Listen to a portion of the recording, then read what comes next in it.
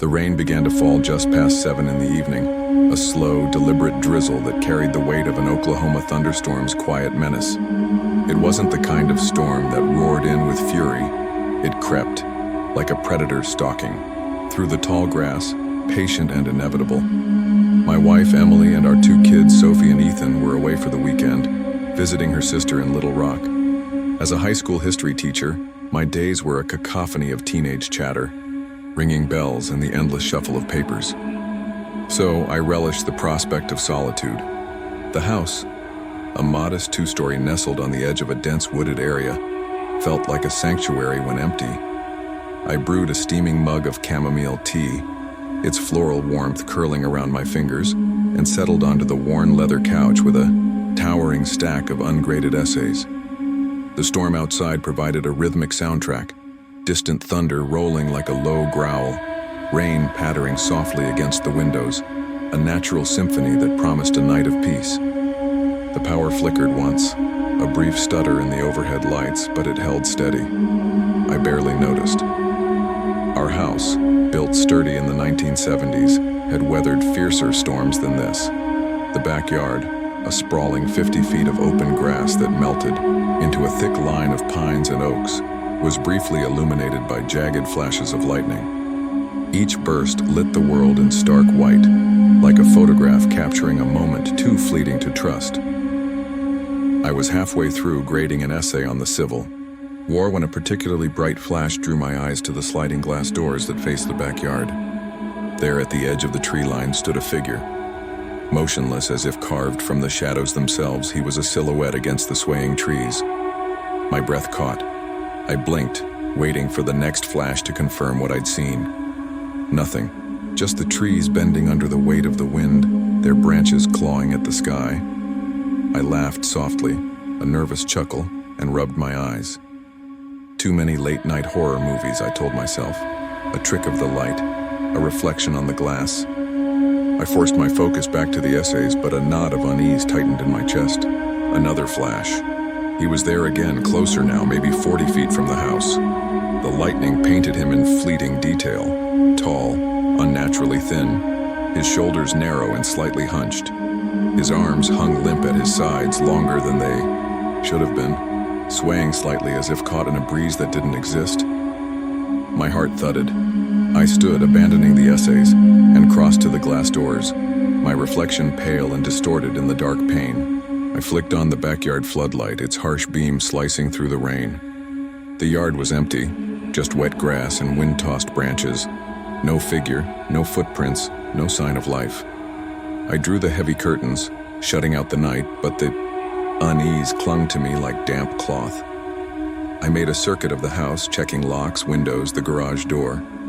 Everything was secure. The storm outside had settled into a relentless rhythm, a dull roar that pressed against the walls, the rain a constant drumbeat on the roof.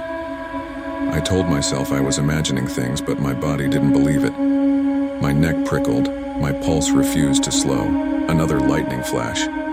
He was closer now, halfway between the tree line and the house, standing on the sodden grass. I froze, my hand on the curtain. His head was tilted slightly, as if listening, his face obscured by shadow.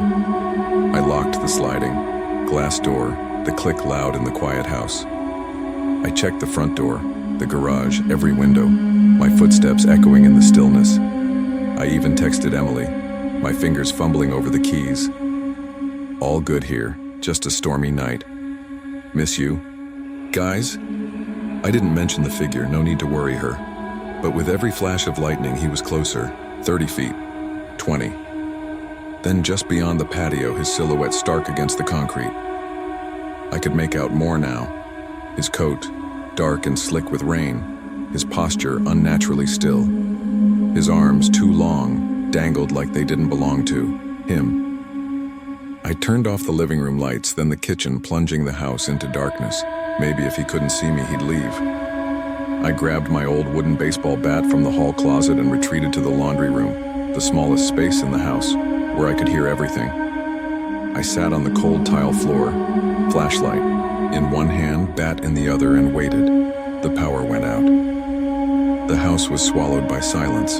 broken only by the storm's relentless assault. The flashlight's beam felt feeble, illuminating only fragments of the room, a stack of folded towels, the glint of the washing machine. Every creak of the house, every gust of wind, felt amplified. My breathing was too loud, my heartbeat a drum in my ears.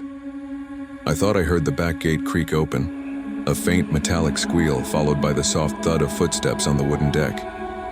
Or maybe it was just the storm. The rain was deafening now, hammering the roof, the wind rattling the windows like a living thing trying to claw its way inside. A branch scraped against an upstairs window and I jumped, the flashlight slipping from my hand and clattering to the floor. I scrambled to pick it up, my hands trembling. Another flash of lightning. He was closer, standing just outside the house, his silhouette pressed against the wall near the porch. In the next flash, he was crouching by the trash bins, his head tilted at an unnatural angle as if trying to peer through the cracks in the curtains. I considered calling the police, but what would I say? That I saw a man in the lightning flashes, moving closer each time the world lit up? That he never moved when I could see him? I wasn't sure I believed it myself. I stayed in the laundry room, sweat soaking through my shirt, my phone battery dwindling to single digits. The flashlight dimmed, its beam growing weaker. The hours dragged, time stretching into an endless purgatory of waiting. Then, a sound. A single soft knock on the sliding glass door. My heart stopped. I didn't move, didn't breathe. The silence that followed was worse than the knock, heavy with anticipation. My phone buzzed, shattering the quiet. A weather alert. Severe thunderstorm, warning flash flood risk. I stared at the door, the bat gripped so tightly my knuckles ached. Around 2:30 a.m., the lights flickered back on. The sudden brightness was jarring, like waking from a nightmare. I stood, every muscle aching from hours of tension, and crept to the kitchen. The relief was short-lived. The sliding glass door was ajar, just an inch, the lock disengaged. I know I locked it. I remember the click, the feel of the bolt sliding into place. On the kitchen floor were muddy smudges, wet footprints that trailed from the door and stopped abruptly, as if the intruder had vanished mid-step. I checked every room, every closet, under the beds, even the attic access, my flashlight beam shaking in my hand. Nothing, no sign of anyone. The alarm system hadn't triggered, the windows were intact. I called the police. They arrived within 20 minutes, 2 officers with flashlights who swept the yard and checked the house. They found no footprints outside. The rain had washed them away, they said. No signs of forced entry. They suggested it might have been a neighbor seeking shelter or a prank gone too far. I nodded, but I didn't believe it. I didn't sleep that night. The next day, I installed new locks, motion sensor lights, and a security camera system. I wedged a wooden dowel into the track of the sliding glass door for good measure. But the memory of that night lingers. I know what I saw, his silhouette, in the lightning, moving closer with every flash, only advancing in the dark. I know where he stood, how his head tilted, how his arms hung like they didn't belong. And I know that every time the lightning lit the world, he was closer. Maybe. The only reason I'm still here is because I stayed awake, because I kept the lights off, because I didn't let him see me. In Springfield, Missouri, I live with my 8-year-old daughter, Mallory, in a small house that's ours despite its quirks. Crooked window frames, doors that creak like they're telling secrets. It's been just the 2 of us since the divorce, and I've worked hard to make this place a home. The storm hit after dinner, a heavy, slow-moving beast that seemed to rise from the earth itself. We'd just finished a meal of spaghetti, Mallory's favorite, the sauce still staining her chin as she grinned across the table. We were deep into a game of Uno in the living room, cards scattered across the coffee table, when the power cut out. Mallory let out a dramatic gasp, then giggled, crawling over to me in the sudden dark. "Extreme mode," I teased, reaching for the flashlight drawer. I lit a few candles, their flickering glow casting dancing shadows on the walls, and Mallory dragged out her sleeping bags and a pillow fort kit she'd gotten for her birthday. We decided to camp out in the living room, a spontaneous adventure that felt like a gift in the midst of the storm. We spread the sleeping bags across the floor, roasted marshmallows over a tea light, their sugary char filling the air. Mallory invented a card game with ever-changing rules, her laughter bright against the storm's low rumble. The wind howled outside, slapping rain against the windows, but inside it was warm, cozy, a bubble of safety, until it wasn't. Mid-laugh, Mallory froze, her eyes darting to the hallway that led to the kitchen and basement stairs. "There's someone in the basement," she said, her voice flat, certain. I raised an eyebrow, trying to keep things light. "In your imagination, kiddo?" She shook her head, her braids swinging. "No, Daddy, I saw him. When I went to get my water bottle, he was walking down the stairs. His back was to me. He didn't have shoes on." My stomach twisted. 1,000 explanations raced through my mind, a reflection in the glass door, a shadow cast by the candles, a trick of the storm's flickering light. But Mallory's certainty unnerved me. I grabbed the metal baseball bat from under the couch, its weight cold and reassuring in my hand. "Stay here," I told her, positioning her in the center of the sleeping bags, the candlelight painting her face in soft gold. I crept to the basement stairs, flashlight beam cutting through the dark. The air was thick, humid, carrying the basement's usual scent of old paint and damp earth. But there was something else now, a sour tang like spoiled milk or rotting fruit. I descended slowly, each step creaking under my weight. The beam swept across the room, the workbench cluttered with tools, the water heater humming faintly, the laundry area with its pile of unsorted clothes. Nothing seemed out of place. Then, I saw them, bare footprints, muddy and vivid, leading from the back basement door to beneath the staircase. No return trail, no exit path, just a single set of tracks that stopped abruptly. I approached the stairs, my flashlight trembling slightly.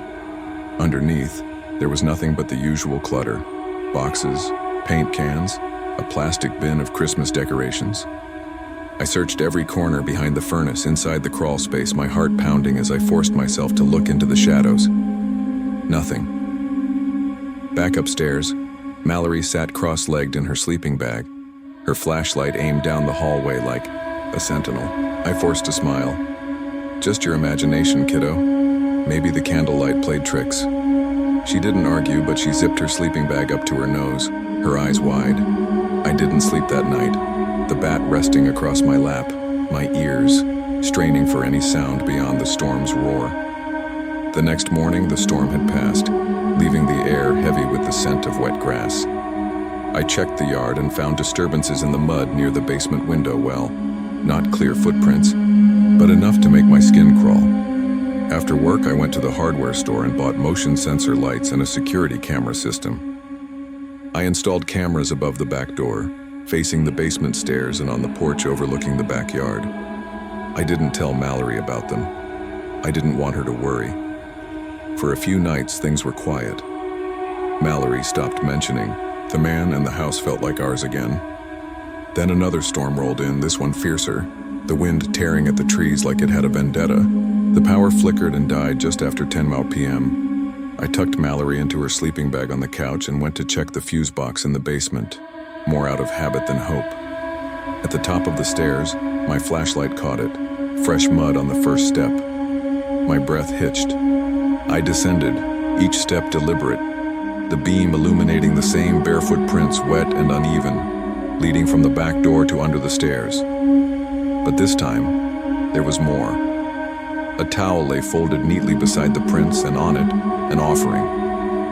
A sleeve of crackers, a juice box, one of Mallory's favorite fruit snacks arranged with eerie precision. I searched the basement again, moving bins, unscrewing wall panels, crawling halfway into the tight, suffocating crawl space.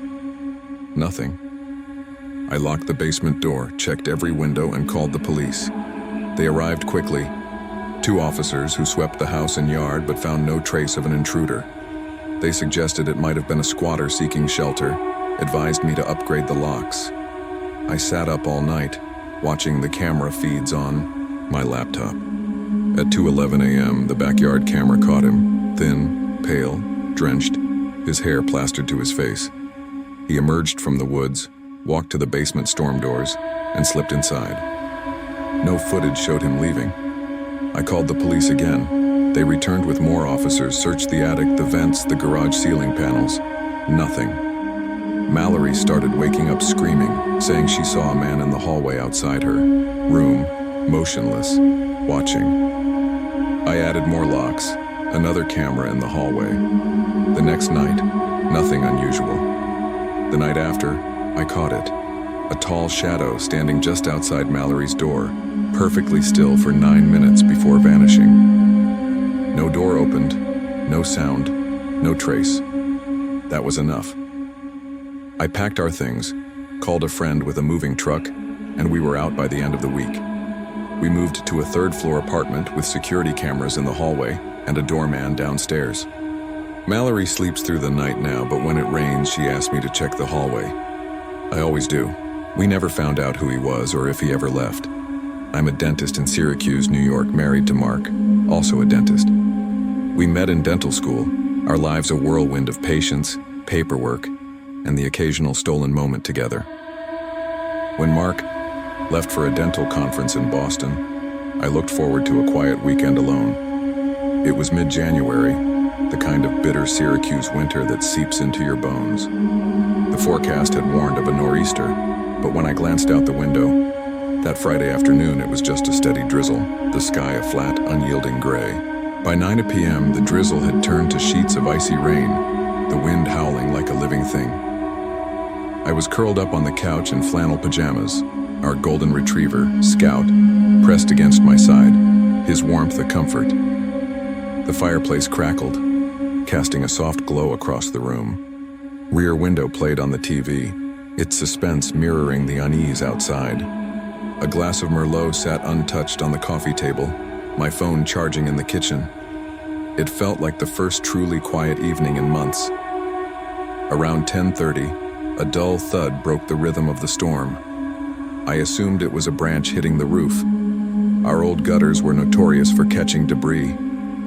Scout's ears perked, but he didn't bark, so I brushed it off. Then another thud, heavier, followed by another, spaced like deliberate steps. Scout growled, a low, unfamiliar rumble. I muted the TV, my pulse quickening. The wind rattled the windows, but the thuds continued, moving across the roof in a slow, measured pace. I stood, Scout at my heels, and moved toward the front of the house.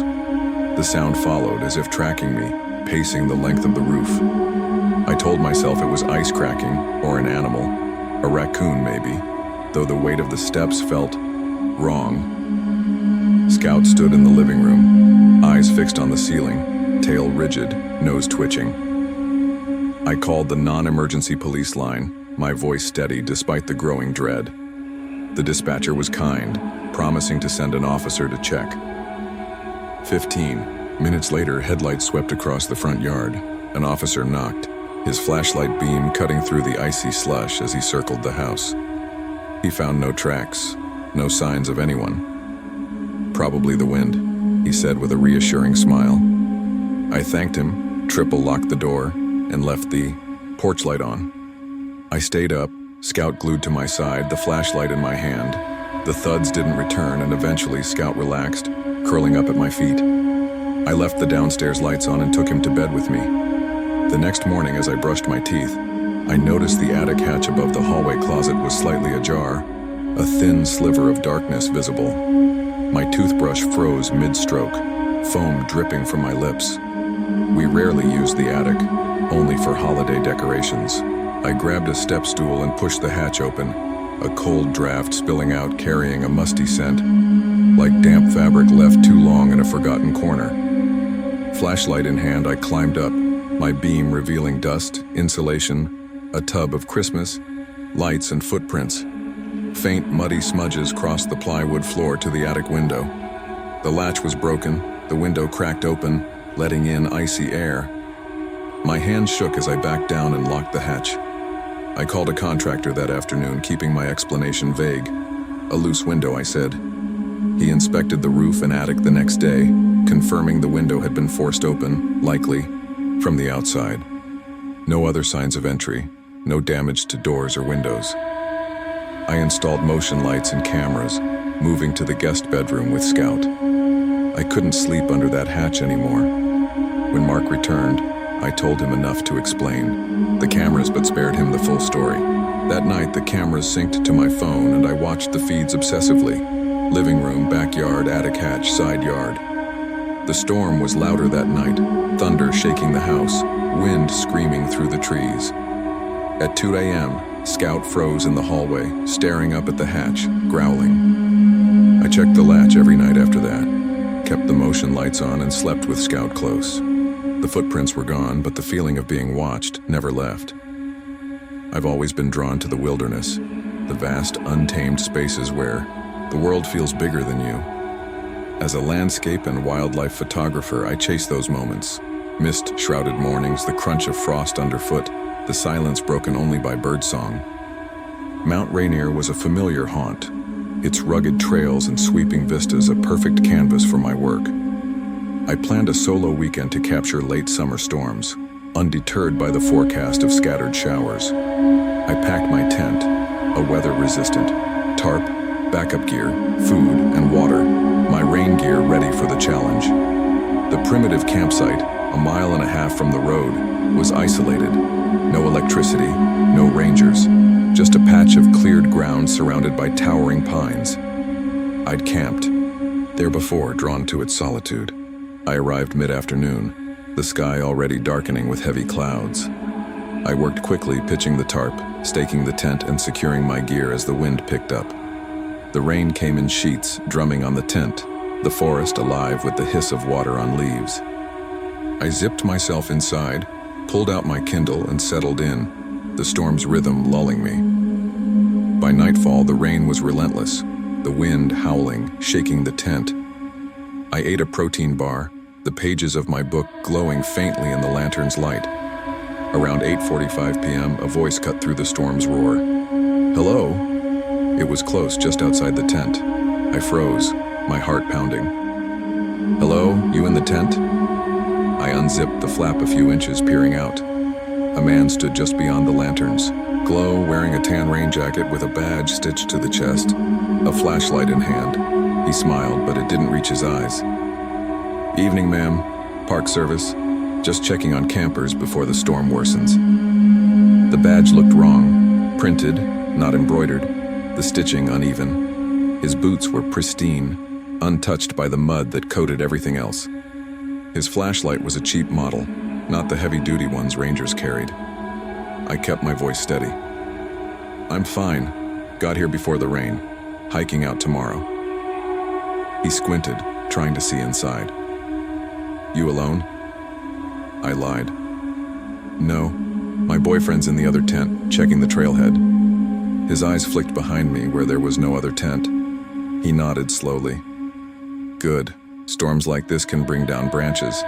Flash floods too." I forced a smile. "We've camped here before." He lingered, then said, "Stay dry," and walked into the trees. I didn't sleep.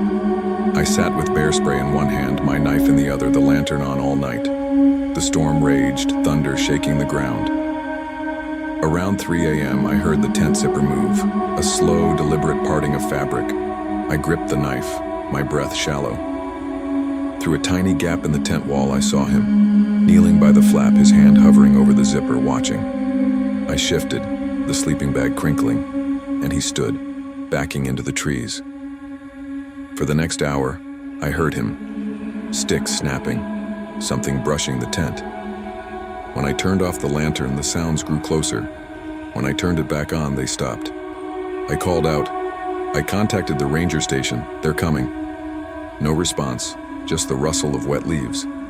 At dawn, I packed in 15 minutes and hiked out, the trail slick with mud, fallen branches slowing my pace. At the ranger station, I reported everything, describing the man, the fake badge. The rangers exchanged glances. "We didn't send anyone out there last night," one said. "No one's been in that area all week." They took a report, gave me a number to call. A week later, they called me. A woman had reported a similar encounter. A man in a fake ranger outfit trying to enter her camper. She screamed, and he fled. I still camp, but never alone. The badge was fake, but his stare was real. And I still wonder what he wanted. What would have happened if I'd been asleep?